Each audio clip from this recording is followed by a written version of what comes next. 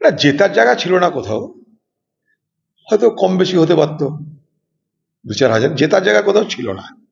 কারণ এগুলো কোথাও তোমরা জিতেনি। কারণ সীতাইটা একটা সময় আমাদের এমএলএ ছিল সীতায়, ফলে সীতায় আমাদের একটা বেস আছে।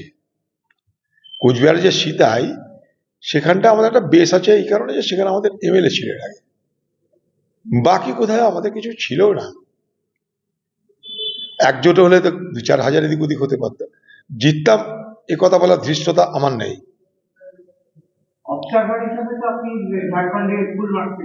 হ্যাঁ, সে আলাদা কথা, আমি একা না, আরো সবাই ছিল।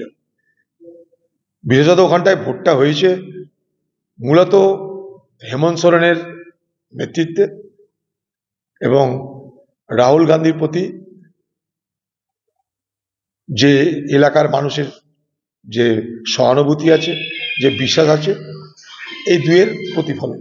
অর্থাৎ একদিকে আদিবাসী, আরেকদিকে পিছিয়ে পড়া মানুষ, উভয়ে সমর্থন করাতে আমরা অন্তত ইন্ডিয়া জোটের সরকার করতে পারছি।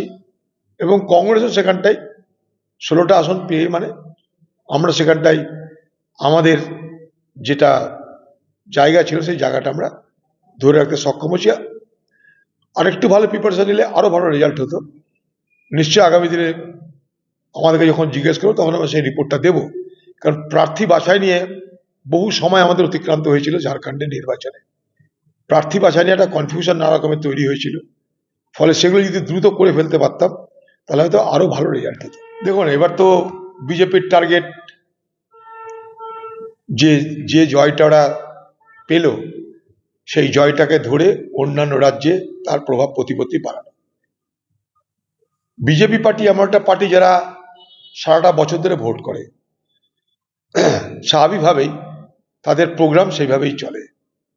বিবেকানন্দের ভাবাবেগকে কাজে লাগানোর চেষ্টা হবে, কারণ বিবেকানন্দ সারা ভারতবর্ষের মানুষের কাছে একজন শ্রদ্ধার ব্যক্তি, একজন স্পিরিচুয়াল, অর্থাৎ আধ্যাত্মিক জগতের তিনি এক বিখ্যাত, সারা পৃথিবীতে যা বাণী স্বীকৃত, সেই রকম একজন মহান পুরুষের নাম স্বামী বিবেকানন্দ।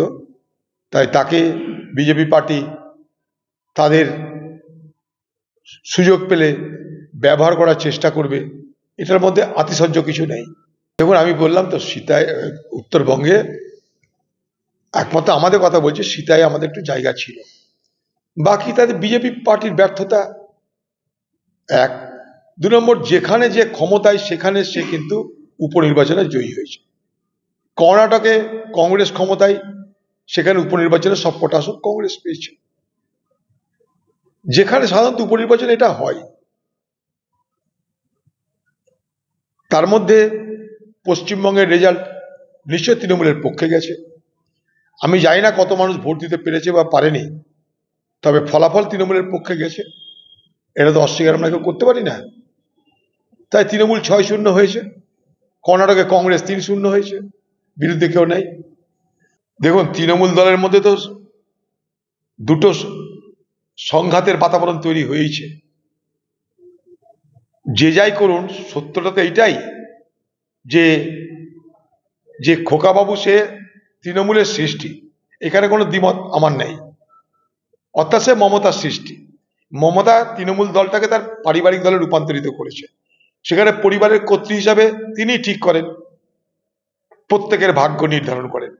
সেখানে যদি নতুন কোনো দাবিদার আসে, সেটা তাদের পরিবারের মধ্যেকার মারামারি। আজকে এই তাদের অন্তদ্বন্দ্ব আরো বাড়বে, কারণ তাদের দলের নেতা বলছে যে ক্ষমতা দুর্নীতি জন্ম দেয়, অত্যাধিক ক্ষমতা অত্যাধিক দুর্নীতি জন্ম দেয়। এই যে উপনির্বাচনে জিতলো, আরো অত্যাচার বাড়বে, আরো লুট বাড়বে, আরো আবাস যোজনার পয়সা খাওয়ার প্রতিযোগিতা বাড়বে। এখানে একজনই কথা বলে, বাকি সব কথা বলতে পারে না। তাই সবাই জানে এখানে একটাই পোস্ট, বাকি সব ল্যাম্প পোস্ট। তো সেখানে খোকাবাবু এসে ফরফর করছে, কিন্তু কিছু করতে পারবে বলে আমার তো মনে হয় না। কারণ সেদিনটা তৃণমূলের একটা নেতার কথা ভালো লাগলো আমার, মদন মিত্র তার নাম। সে বলছিল যে তৃণমূল মমতা ব্যানার্জির নামটা বাদ দেখে করে দেখা, বাপের বেটা হবি তো। তো যদি বাপের বেটা হয় তাই করবে, মায়ের বেটা বাপের বেটা যার বেটাই হোক, দেখাবে সেটা।